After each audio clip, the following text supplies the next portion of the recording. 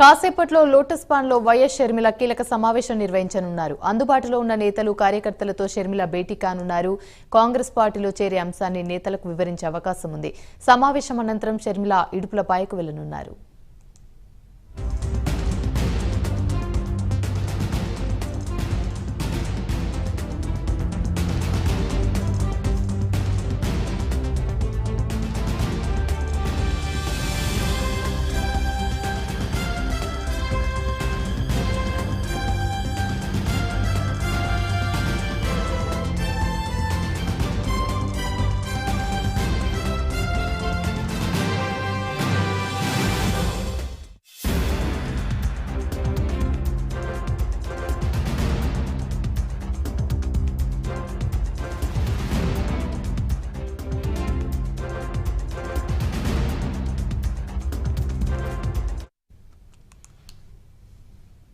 కాసేపట్లో lotus పాండ్లో YS Sharmila కీలక సమావేశం నిర్వహించనున్నారు.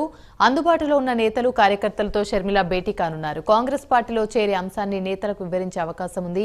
సమావేశం అనంతరం షర్మిల ఇడుపులపాయకు వెళ్లనున్నారు. ఇదే అంశానికి సంబంధించి మరిన్ని వివరాలు మా ప్రతినిధి కుమార్ అందిస్తారు. కుమార్, చెప్పండి, కాసేపట్లో లోటస్ పాండ్లో షర్మిల కీలక సమావేశం అయితే నిర్వహించనున్నారు. దీనికి సంబంధించి పూర్తి అప్డేట్స్ ఏంటి?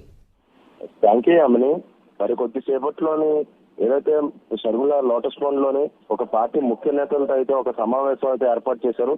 ఉదయం 11 గంటలకి వైఎస్ జగన్మోహన్ అత్యవసర సమావేశం అయితే ఏర్పాటు చేయడం జరిగింది. పార్టీ విలీనం అలాగే భవిష్యత్తు కార్యాచరణపై పూర్తిగా చర్చించున్నారు. మొత్తానికి అందుబాటులో ఎంతమంది పార్టీ ముఖ్య నేతలు ఉన్నారో వీళ్ళందరినీ కూడా ఈ మీటింగ్ అయితే పిలవడం కూడా జరిగింది. పార్టీ విలీనంపై అధినేత్రి కూడా ఎవరైతే శర్మ కూడా ఒక కీలక ప్రకటన అయితే చేసే అవకాశం అయితే ఉంది.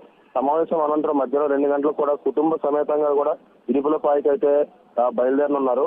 అలాగే కుమారుడు వైఎస్ రాజారెడ్డి వివాహ ప్రతీకను కూడా సాయంత్రం వైఎస్ఆర్ ఘాట్ వద్ద ఉంచి మహానేత నివాళులు కూడా అర్పించడానికి కూడా ప్రస్తుతం అయితే ఇడుపులపై వెళ్ళనున్నారు.